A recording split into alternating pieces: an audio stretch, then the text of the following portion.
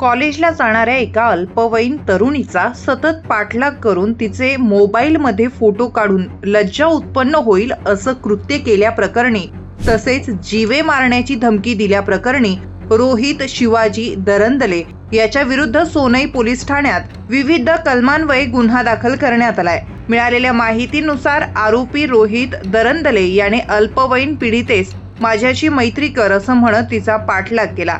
तसेच तिचे मोबाईलमध्ये वेगवेगळ्या प्रकारचे फोटो काढून तिच्या मनात लज्जा उत्पन्न होईल असं वर्तन केलं।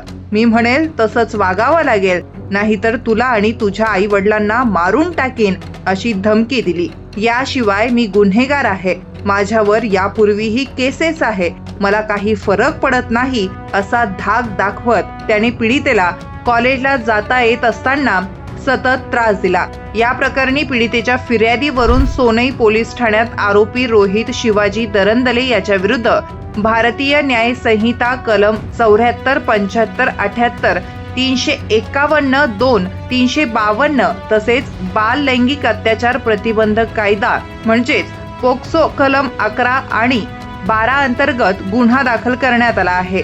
घटनेचं गांभीर्य लक्षात घेऊन सोनई पोलिसांनी तत्परतेनं कारवाई केली असून आरोपीस अटक केली आहे। पुढील तपास सहाय्यक पोलीस निरीक्षक किशोर जाधव करत आहेत।